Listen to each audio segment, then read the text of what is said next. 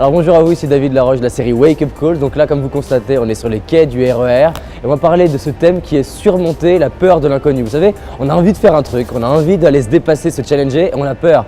Qu'est-ce qu'ils vont penser de moi? Est-ce que je vais être ridicule, pas ridicule? Et là, il y a une petite voix intérieure qui s'appelle Martine qui vous dit « On va se moquer de toi ». C'est celle-là, voilà, c'est lui. Tu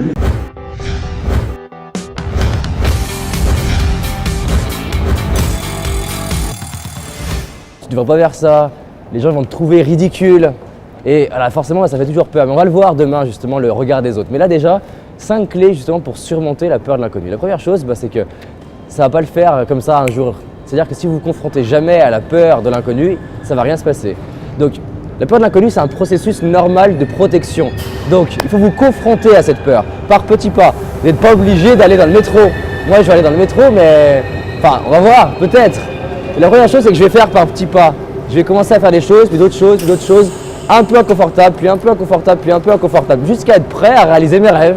Et je ne le fais pas pour réussir, je ne le fais pas pour que les gens me trouvent cool, je le fais juste parce que je sais qu'en faisant ça, je vais devenir la personne qui est à l'aise. La deuxième chose, c'est de s'imaginer le faire.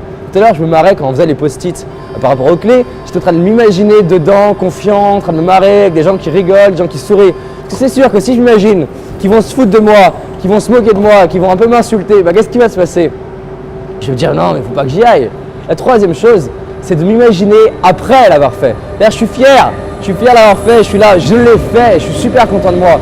Là, regardez, il y a ce foutu métro, on va le laisser passer. Là, il est long en plus.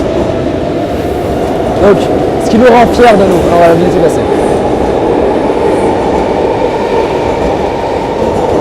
Ce qui nous rend fiers de nous, c'est pas le fait d'avoir réussi ou pas, c'est quand on s'est impliqué, qu'on a tout donné. La quatrième chose, si vous voulez dépasser la peur de l'inconnu, c'est de vous donner le droit de ne pas le faire. Peut-être que juste avant de monter là, dans le métro, je vais peut-être me dire « j'ai trop peur ». Et si je commence à me dire « je dois le faire », je vais commencer à me l'imposer, je vais commencer à me sentir mal. Si je me dis « j'ai le droit de pas le faire », j'ai le droit d'abandonner, j'ai le droit de rentrer chez moi et rien que le fait de sortir la caméra devant tout le monde, c'est déjà un premier pas, c'est déjà une petite victoire. Donc je vais me dire « j'ai le droit de ne pas le faire ». Par exemple, j'ai le droit de ne pas parler en public, j'ai le droit de ne pas oser dire ce truc-là à telle personne. Et une fois que j'ai le droit, la cinquième chose, c'est que je vais me poser une question.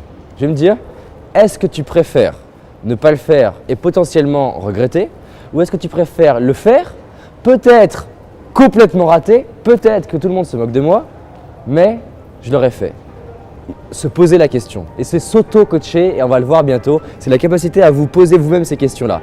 Faites ça et vous allez voir que la peur de l'inconnu, vous allez pouvoir la surmonter et la dépasser. Et moi, de mon côté, je vais peut-être, j'ai le droit ou pas, rentrer dans ce métro. À très vite.